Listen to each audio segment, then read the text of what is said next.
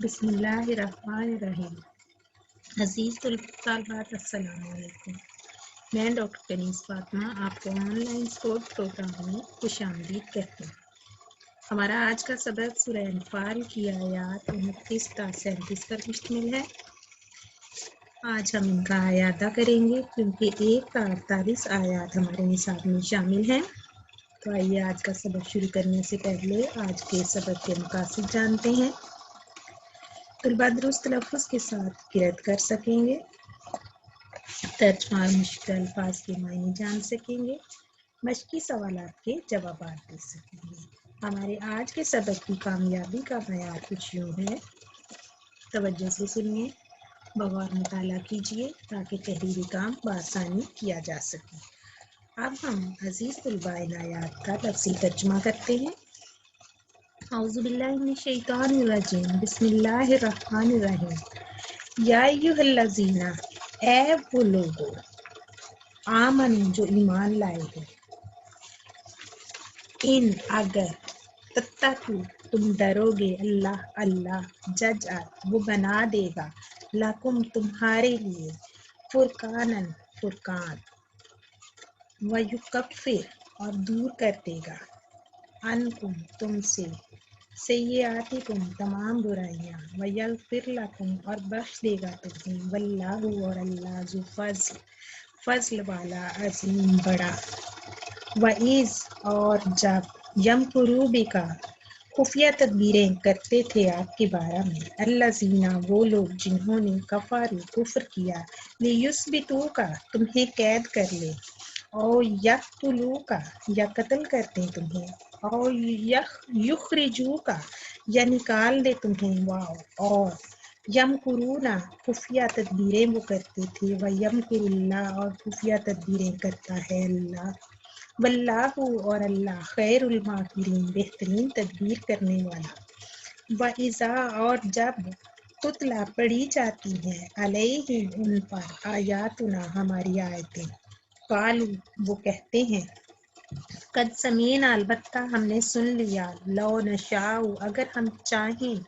لقلنا کہ ہم کہہ لیں، مثل ھذا اس، ان نہیں، ھذا یہ، الا مگر صرف، اساطیر قصے کہانیاں، اولین پہلے،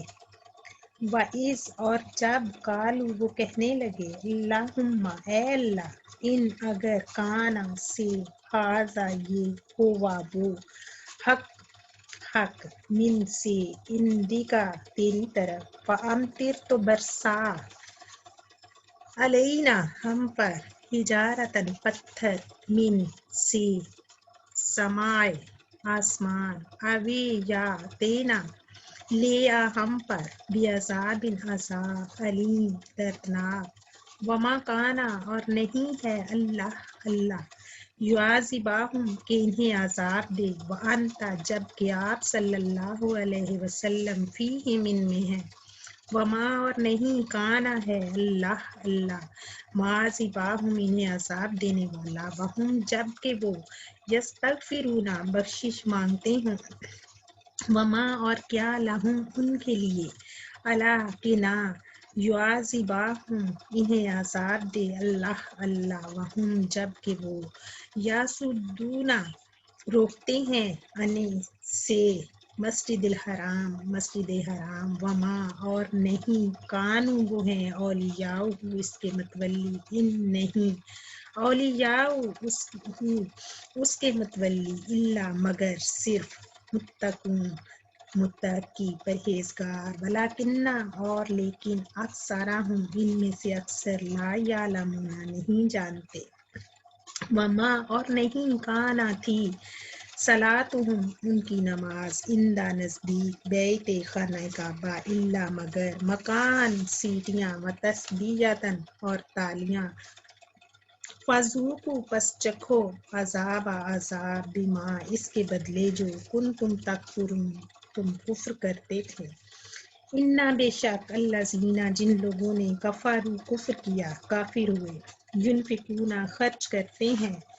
अम्वालहुम अपने माल लियासुदू ताकि रोके अन से सबीलिल्लाहि रास्ता अल्लाह का फसयुनफिकूनहा सो अब खर्च करेंगे सुम्मा फिर तकून होगी अलैहिम इन पर हसरतन हसरत सुम्मा फिर युगलबूना वो मगलूब होंगे वाओ और अल्लज़ीना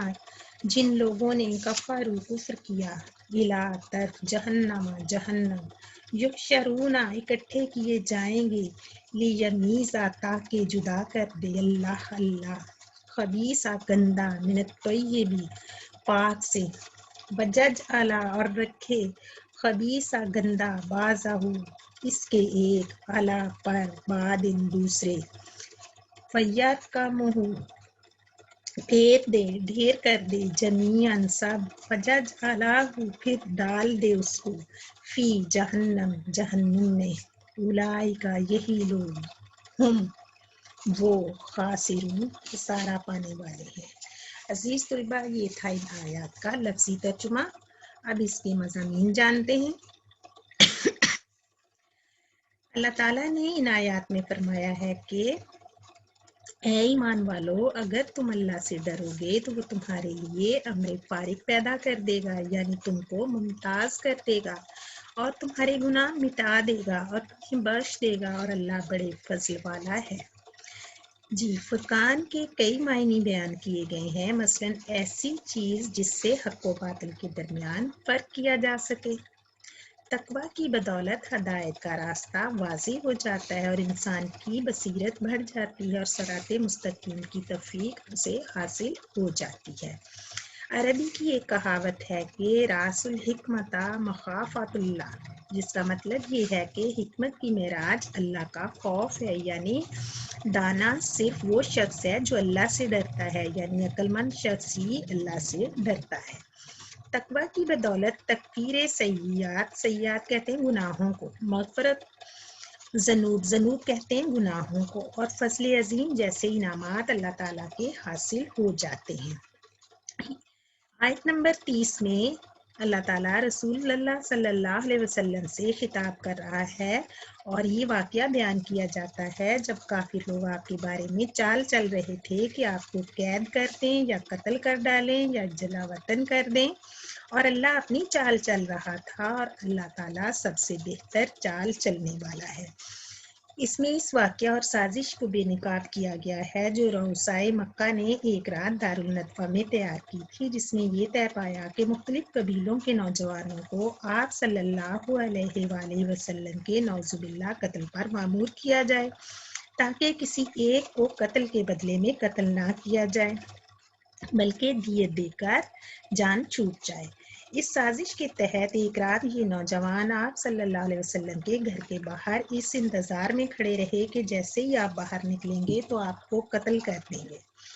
आप सल्लल्लाहु अलैहि वसल्लम को अल्लाह ताला ने इस साजिश से आगाह फरमा दिया और आप सल्लल्लाहु अलैहि वसल्लम ने घर से निकलते वक्त मिट्टी की एक मुट्ठी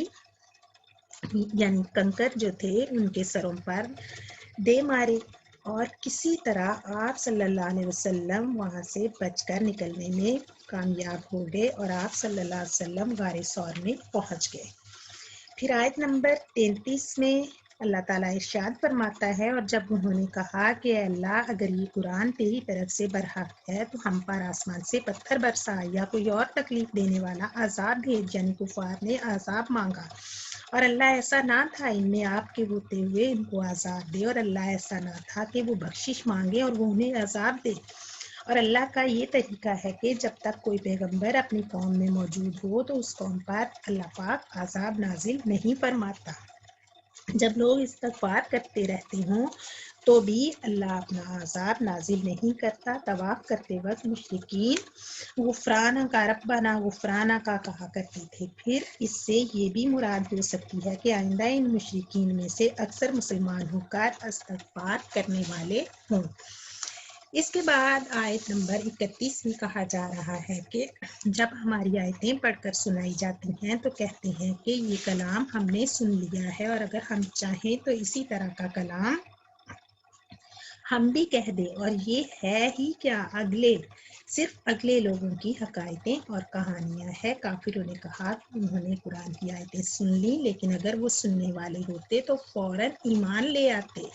کافروں کا یہ کہنا کہ وہ قرآن کی طرح کا کلام کہہ سکتی ہیں، تو در حقیقت یہ ہے کہ قرآن اللہ کا کلام ہے،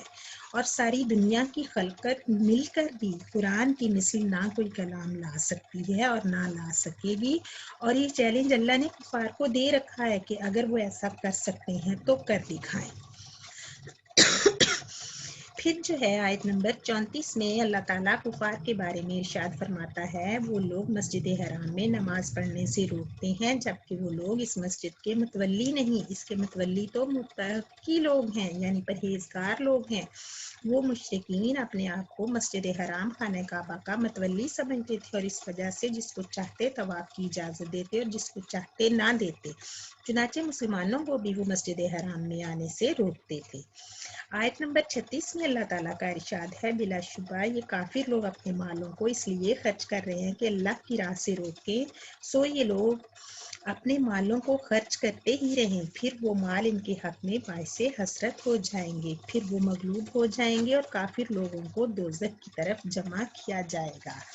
عزیز طلباء، یہ تھا ہمارا آج کا سبق۔ اب ہم آتے ہیں مشقی کام کی جانب۔ الکلمات و تراکیب یثبتو، وہ قید کر دے، اساطیر الاولین، پہلوں کی کہانیاں، مکان، سیٹیاں، تسلیتاً، تالیاں، فیرکمہ، وہ جمع کرے اسے۔ سوال نمبر 1، اس سبق میں تقویٰ کے کیا انعامات بیان ہوئے ہیں؟ سوال نمبر 2، وَإِذْ يَمْكُرُ بِكَ الَّذِينَ كَفَرُوا میں کس واقعے کی طرف اشارہ ہے؟ سوال نمبر 3، کفار کے مطالبے کے باوجود اللہ تعالیٰ نے ان پر عذاب نازل کیوں نہ فرمایا؟ عزیز طلباء و طالبات، اسی کے ساتھ ہمارا آج کا سبق ختم ہوتا ہے۔ شکریہ، اللہ حافظ، اپنا خیال رکھیے گا۔